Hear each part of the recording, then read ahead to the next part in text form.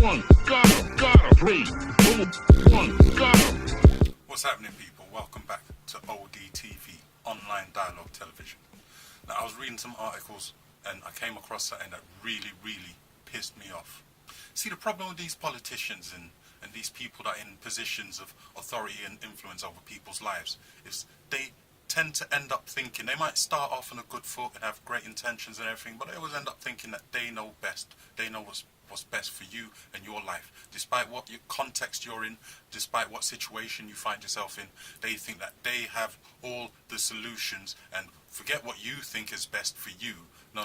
It's up to them to decide what is in your best interest. And it really pisses me off. So we got this guy now, Giuliano Amato, former Italian Prime Minister, who was also very instrumental in constructing what became the European Constitution, which most people found a little too ambitious, so then it became the Lisbon Treaty. This individual, this lifelong politician who feels he knows what is in the best interest for you and your daily life and your daily routine, he said he's one of the main authors of Article 50.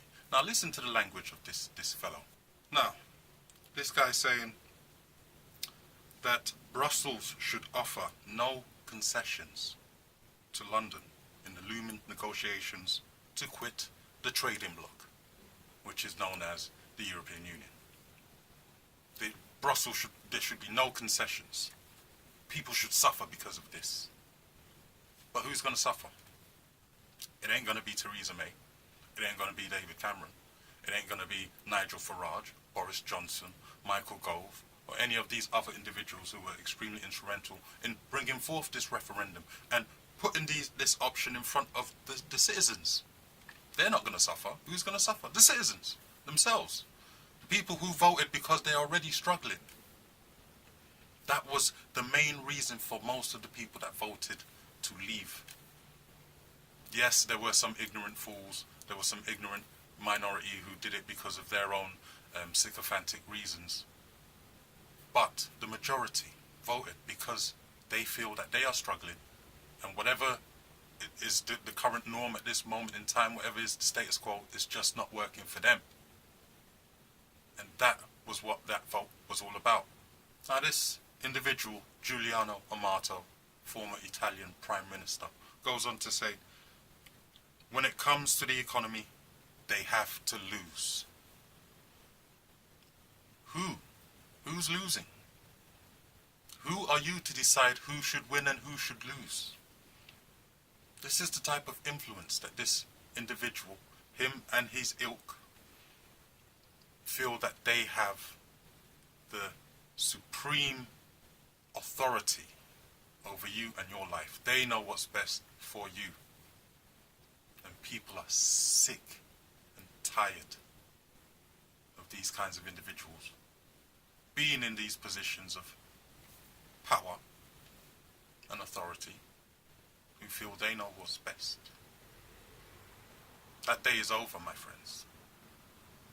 We decide what is best for us. I mean, another quote from this guy. To show Britain the error of its ways, Amato said the EU had to be especially tough in the Brexit talks. But who are you being tough on? If you are so pissed off with David Cameron, who was the one who called this whole thing in the first place, and Boris Johnson for trying to use it as some kind of political tool to further his own personal gains, which blew up in his face. Well, I say blew up in his face. He's now currently the foreign minister of Britain. He was the mayor. He was retiring. He didn't have a job. Now he's foreign minister. So I guess it worked out for him actually. So this Mr. Amato intends on dragging out these talks and making it as difficult as possible for any elected officials to try and negotiate and have an actual negotiation of, because there are countries in Europe who are not part of the EU who still have quite a lovely relationship with the EU. Countries like Norway, for example. They're not part of the European Union, but they still benefit, they still trade, their citizens are allowed to move around Europe, generally speaking. Because the other thing about the movement of people, when it comes to European citizens of whichever European country moving around Europe in general, they have something called the Schengen Visa. The Schengen Visa agreement. It comprises of 26 countries that have agreed to follow free movement of their citizens within this area as if it's a single country. So we already have a geographical location called Europe. On top of that, within Europe, there are countries that are part of the European Union, there are countries that are not.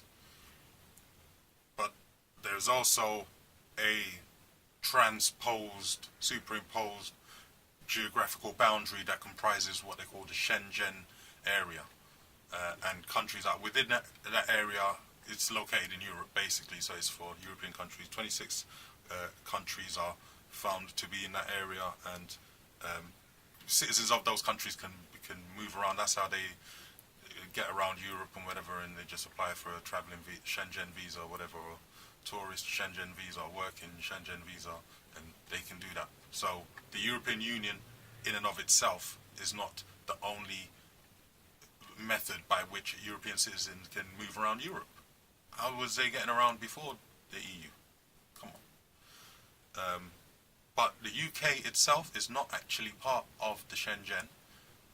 But I'm going to guess that there'll be some negotiations going on right about now to have something in place so that, hey, look, UK citizens is fine, we can still get around Europe, so don't panic.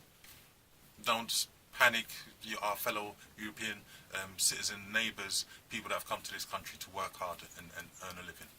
Alright? No one panic. Alright? Anyway, my main point was related to Amato and the way he wants to be tough on Britain and make sure everything's difficult and try and make sure that the EU keeps its iron grip on whichever country that is part of it, trying to scare other countries not hold referendums as well.